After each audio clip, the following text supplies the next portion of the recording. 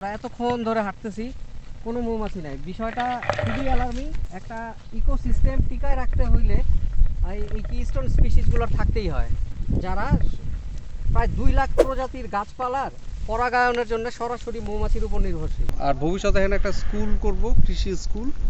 আমরা একটা চকের ঠিক মাঝখানে বসে আছি। চারদিকে যদি তাকান আপনি দেখবেন যে সবাই খালি বিষের বোতল নিয়ে বিষ ঢালতেছে। তবে এই যে কৃষি ক্ষেতে এই যে ব্যবহৃত বিষগুলা, এর নাকি 1% মাত্র বা 2% ক্ষতিকারক পোকামাকড়গুলো মারে। তো বাকি বিষের কাজ কিন্তু মারা, বাকিগুলাও কিছু না কিছু মারে। এরা কি, তাহলে আমি চিন্তা করে দেখলাম এরা কি মারে। এরা মাটির অণুজীব মারে, নদীর মাছ মারে, পানির মাছ মারে, আন্ডারগ্রাউন্ডে পানির সাথে মিশে যায় ওখানকার অণুজীব মারে, এবং এরা কৃষক মারে বাংলাদেশে। তাই মোট ক্যান্সার রোগীর 30% হচ্ছে কৃষক। এরা আমাদের চোখের অন্তরালে আমাদের সন্তানদেরও মারে, কারণ আমাদের সন্তানদের রক্তেও এখন প্রচুর বিষ। আমরা যে পানি খাই সেটা নাইট্রেট দূষণে দূষিত।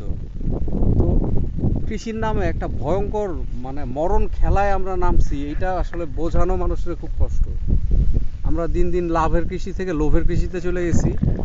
তো এই তো হতাশ লাগে, কিন্তু হতাশা ঝাইরে ফেলা কাজটা তো করে যাইতে হবে, বিষমুক্ত চাষের চেষ্টাটা করে যাইতে হবে, এইটাই।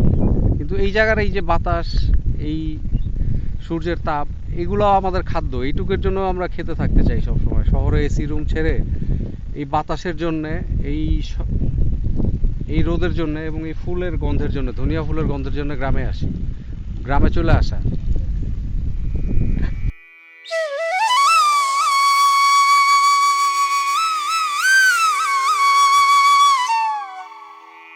এই যে এত সুন্দর সরিষা ফুল দেখলে শুধু তাকাই থাকতে ইচ্ছা করে। কিন্তু একটা জিনিস খেয়াল করবেন, এই সরিষা ফুলগুলোতে মৌমাছি নাই। অথচ আমাদের ছোটবেলায় যখন আমরা সরিষা খেতে যাইতে ভয় পাইতাম মৌমাছির ভয়ে, তো এখন সেখানে কোনো মৌমাছিই নাই। তো আমাদের মৌমাছিগুলো গেল কই? তো এই ক্ষেত্রে আবার আমার যেটা হয়, আমি আবার ওই বিষের কথায় ফেরত আসতে হয়। প্রকৃতিতে আমরা যেইভাবে বিষ দেই, এটা খুব ভয়ঙ্কর। কেন ভয়ঙ্কর সেটা একটু বলি। যেমন আমরা যে বিষটা খেতে দেই তার 1 থেকে 2% মাত্র ক্ষতিকারক পোকামাকড় দমনে কাজে লাগে। বাকি বিষটা কিন্তু প্রকৃতিতে ছড়ায় যায়, এবং বিষের কাজ হচ্ছে মারা। সে ক্ষতিকারক পোকামাকড় না মারলেও কিছু জিনিস তো মারে। সে কি মারে? সে উপকারী পোকামাকড় মারে, সে মৌমাছি মারে, যেগুলা উদ্ভিদের জন্য অত্যন্ত গুরুত্বপূর্ণ এবং জরুরি। যে কারণে দেখা যাচ্ছে এখানে কোনো মৌমাছি নাই। আমরা এতক্ষণ ধরে হাঁটতেছি, কোনো মৌমাছি নাই। বিষয়টা খুবই অ্যালার্মিং। এবং আমরা এটা জানি যে মৌমাছি হচ্ছে একটা কিস্টোন স্পিসিস। একটা ইকোসিস্টেম টিকায় রাখতে হইলে এই কিস্টোন স্পিসিসগুলোর থাকতেই হয়, যারা প্রায় 2 লাখ প্রজাতির গাছপালার পরাগায়নের জন্য সরাসরি মৌমাছির উপর নির্ভরশীল। তো মৌমাছি হারায় গেলে আমরা এই গাছপালাগুলো হারায় যাবে। গাছপালাগুলো হারায় গেলে অনেক প্রাণীর খাবার, অন্ন, বস্ত্র, অন্ন আর আমাদের বস্ত্র এগুলো থেকেই আসে, যেটা থাকবে না। তো এই জায়গাটায় আমাদের অনেক সাবধান হওয়ার জায়গা আছে, সতর্ক হওয়ার জায়গা আছে। এটা নিয়ে আমি খুবই উদ্বিগ্ন। মৌমাছি নাই, এই পুরো জায়গাটায় কোনো মৌমাছি দেখি নাই আমরা।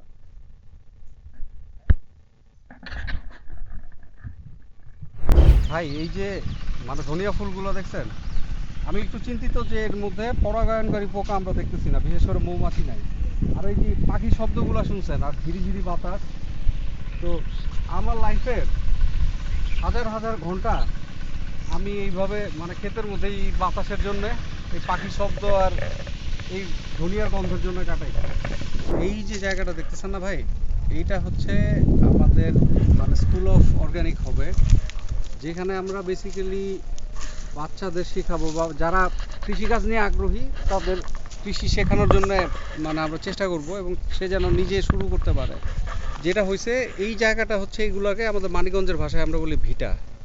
ভিটাটা যেটা হয়, এই আমাদের এই এলাকাটা হচ্ছে পদ্মা যমুনার প্লাবনভূমি, পৃথিবীর অন্যতম বড় ফ্লাড প্লেন।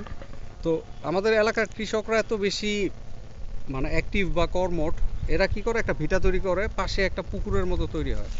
বর্ষাকালে প্রচুর মাছ আসে, সেগুলো পুকুরে থাকে। আর এই জায়গাটায় তারা ওই বর্ষার সময় চাষবাস করতো আগে, কিন্তু দিনে দিনে রাসায়নিক সার আসার কারণে যেটা হয়েছে, মাটিগুলো সার দিতে দিতে অনুর্বর হয়ে গেছে। ভিটার মাটিতে প্রচুর পরিমাণে জৈব পদার্থ থাকতে হয়, ওইটা আর নাই।